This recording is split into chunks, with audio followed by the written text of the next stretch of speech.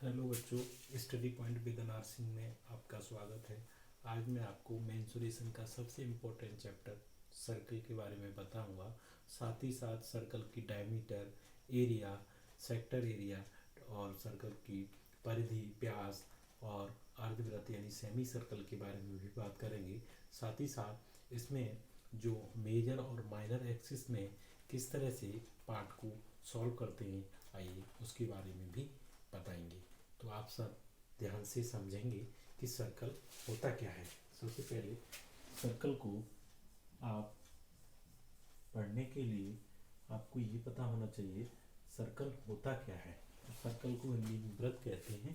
तो वृत्त क्या होता है कि कुछ फिक्स पॉइंट होता है, वहाँ से क्या होता है आकृति बना देंगे। अब जैसे ही आकृति हमने ड्रॉ की तो इसमें एक रेखा जो सेंटर से पास करेगी, इस रेखा को आप क्या बोलेंगे, जो ये रेखा जो पास की इस रेखा को बोलेंगे आप व्यास। सर्कल का क्या बोलेंगे, व्यास। इसे इंग्लिश में डायमीटर बोलते हैं। ठीक है, ये आपका डायमीटर हुआ। अब जो केंद्र से रेखा और ये मिलाती है त्रिज्या, इसे बोलेंगे आर। क्या बोलेंगे, आर। इसे आप त्रिज्या कहेंगे।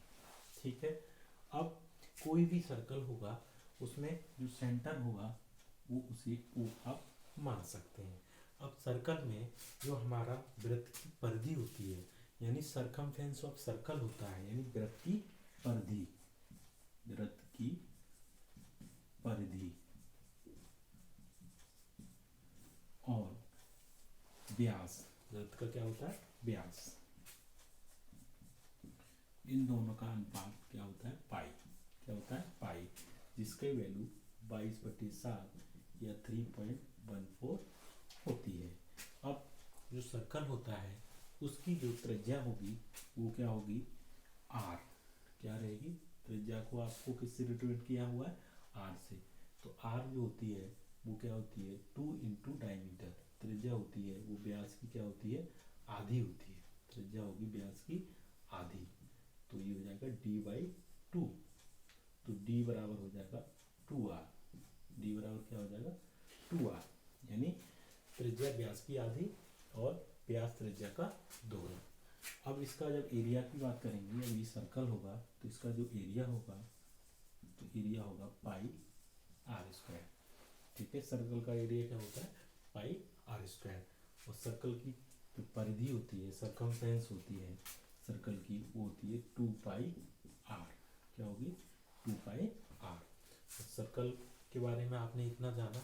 आगे ये भी बात करेंगे जो सर्कल होता है, जो व्यास होती है सर्कल की, अगर व्यास की बात करेंगे यहाँ से और व्यास निकालेंगे सर्कल का व्यास, तो आप देखेंगे इस फॉर्मूले से तो ये हो जाएगा वृत्त की परिधि, वृत्त की परिधि डिवाइड में क्या होगा आपका पाई।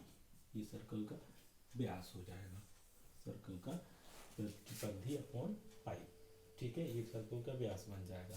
आगे आप ये भी समझेंगे कोई भी सर्कल होता है और सर्कल का जो क्षेत्रफल होता है वो आपने निकाल लिया। अब सर्कल की त्रिज्या ने आप निकालेंगे, त्रिज्या वृत्त की क्या निकालेंगे त्रिज्या। तो त्रिज्या निकालने के लिए आपको क्या करना होगा, जो सर्कल का क्षेत्रफल होता है, वृत्त का क्षेत्रफल, वृत्त का एरिया, ठीक है, उसको आप पाई से डिवाइड करके इसका स्क्वायर रूट ले सकते हैं। तो ये वृत्त की क्या आ जाएगी त्रिज्या, यानी वृत्त का क्षेत्रफल बटे पाई। अब आप यहाँ से वृत्त का क्षेत्रफल निकाल लिए, वृत्त की त्रिज्या निकाल ली आपने। अभी आप वृत्त में ये भी समझेंगे कोई भी अगर अर्धवृत्त होगा, कोई भी अगर हाफ सर्कल होगा, इसको ड्रॉ कर लिए इस तरह से। अब इसका व्यास कितना होता है, तो देखिए यहाँ जो त्रिज्या होगी ये होगी आर। ठीक है, और ये जो परिधि होती है वो हाफ परिधि हो जाएगी, वो क्या हो जाएगी 2 पाई आर। 2 पाई आर की क्या हो जाएगी आधी, वो क्या हो जाएगी पाई आर। और ये कितनी है 2r। ये क्या हो जाएगा वृत्त की परिधि, अर्धवृत्त की परिधि। ये अर्धवृत्त है, अर्धवृत्त, अर्धवृत्त। तो अर्धवृत्त की जो परिधि होगी वो कितनी हो जाएगी पाई प्लस 2r। अर्धवृत्त की आपकी परिधि हो जाएगी। अब अर्धवृत्त का क्षेत्रफल, अर्धवृत्त की क्षेत्रफल की बात करेंगे तो ये कितना होगा, जो एरिया होगा अर्धवृत्त का जो होगा पाई आर स्क्वायर बाई 2। तो तो ये बहुत इम्पोर्टेंट है, इसे आप ध्यान रखेंगे। कोई भी अर्धवृत्त होता है उसकी परिधि कितनी होती है, पाई आर प्लस 2r। इस तरह से आई होप आपको समझ में आ गया होगा कि सर्कल में बेसिक स्ट्रक्चर क्या बनती है। आगे हम बात करेंगे, अब ये है हमारा भी सिर्फ पाई पढ़ते हैं और ये एक इरेशनल नंबर है और इसका जो वैल्यू है वो रेशनल नंबर है क्योंकि पी अपॉन क्यू की फॉर्म में लिखे हुए हैं। आगे हम बात करेंगे, अगर ये सर्कल सपोज दैट अगर इसको आप चेंज करते हैं, अगर इस सर्कल में हम इसको बताए थे कि एरिया यानी सेगमेंट में डिवाइड करते हैं तब क्या बनेगा एरिया, उसका ही क्वेश्चन आपका काफ़ी बार परीक्षा में पूछा गया है। तो आई होप आपको इतना समझ में आ गया होगा। आगे बताता हूँ मैं कि सर्कल में कि अगर ये सर्कल इस तरह से डिवाइड होगा, जैसे ये सर्कल होगा और इस सर्कल में कोई एंगल जनरेट होगा, तो ये जो एंगल होगा वो कितना होगा थीटा, और ये हमारा आर्क लेंथ होता है और ये हमारी रेडियस। ठीक, अब इसकी जब एरिया निकालेंगे, अगर मान लीजिए इसको हमने ड्रॉ कर लिया इस तरह से, तो हमें इसका एरिया चाहिए, शेडेड एरिया। ये जब शेडेड एरिया निकालेंगे तो ये कितना एरिया आएगा इसका, तो इसके लिए आप लगाएंगे pi r square theta upon 360 minus 1/2 r square sine theta. इस शेडेड एरिया का क्षेत्रफल आ गया।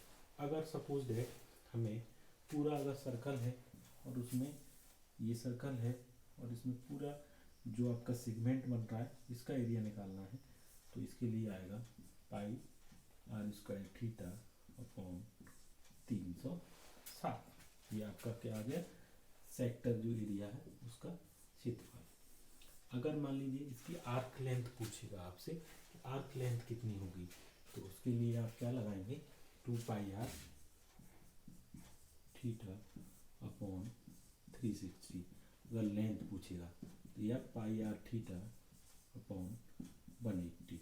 यहाँ से आप लेंथ निकाल सकते हैं, कोई भी सर्कल है उसकी कितनी आर्क लेंथ होगी एरिया के लिए, पाई आर स्क्वायर थीटा अपॉन 360। तो आप इस तरह से आप